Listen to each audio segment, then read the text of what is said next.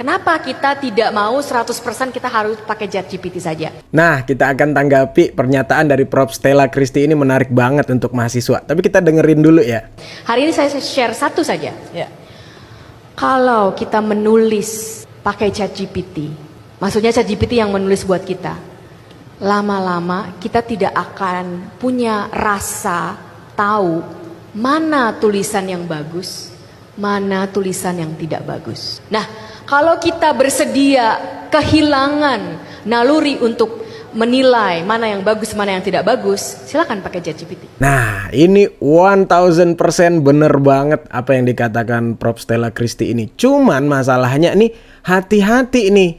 Nanti dari pernyataan ini nih, orang Indonesia, khususnya Gen Z nih, akan beranggapan bahwa ChatGPT atau AI yang lain itu haram atau tidak boleh kita gunakan gitu dari pernyataan itu. Ini saya khawatir nih akan menjadi mispersepsi nih atau miskonsepsi dari masyarakat. Kenapa saya khawatir gitu? Karena masyarakat bisa salah tanggap nih. Mengingat kalau kita lihat IQ orang Indonesia itu kan rata-rata 78 ya. Nah, ini rendah banget kalau dari kelas IQ. Dan kenapa saya khawatir generasi muda atau Gen Z nih yang akan salah tanggap? Karena kalau kita lihat jumlah penduduk nih, paling banyak jumlah penduduk Indonesia itu didominasi oleh Gen Z nih kalau kita lihat dari usianya nih.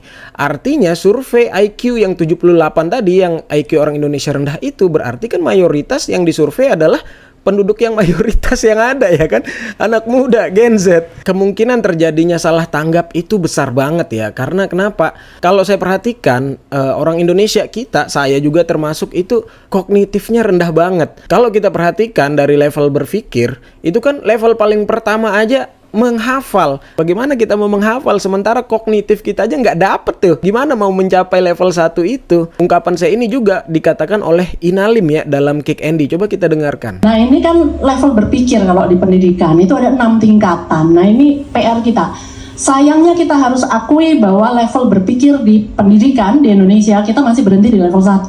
Taksonomi Bloom istilahnya, ini tugas pendidik sebetulnya ya. Level 1 itu hafalan. Level 2 aja banyak yang nggak nyampe. Understanding, memahami. Level 3 itu bisa menerapkan. Tuh, taksonomi Bloom, level 1-nya menghafal. Kita orang Indonesia yang IQ-nya rendah bisa salah tanggap terhadap pernyataan dari Prof. Stella Christy tadi. Kognitif kita rendah, daya pemahaman kita, daya tangkap kita rendah, bisa salah mengartikan, bisa salah tanggap. Ini buktinya kalau IQ kita jelek banget. Provinsi terluas atau terbesar di Pulau Jawa itu provinsi apa? Provinsi Kalimantan. Semarang. Salah.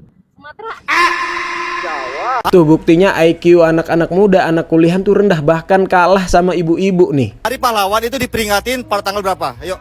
November. Sumpah Pemuda itu diperingati tanggal 28 Oktober. Ibu-ibu aja udah menghafal, udah tahu tuh. Padahal kita hidup itu sejalan dengan perkembangan teknologi. Bahkan para peneliti dari ITB itu mengatakan bahwa negara yang tidak menggunakan AI itu akan tertinggal dengan negara yang menggunakan AI. Ini videonya. One thing that I believe is that human with AI will defeat human without AI. So not only human. I'm saying about an organization, a company, or even country.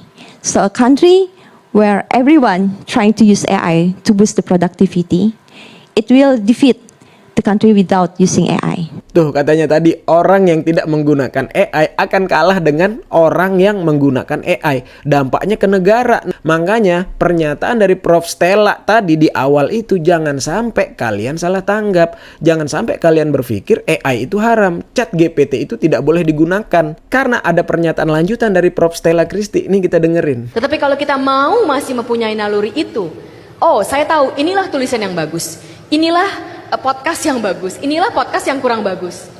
Janganlah bergantung 100% pada ChatGPT. Jangan bergantung 100% pada ChatGPT atau AI. Jangan bergantung 100%. Artinya bukan berarti kita tidak menggunakan, kita tidak memanfaatkan perkembangan teknologi, tapi jangan bergantung 100%.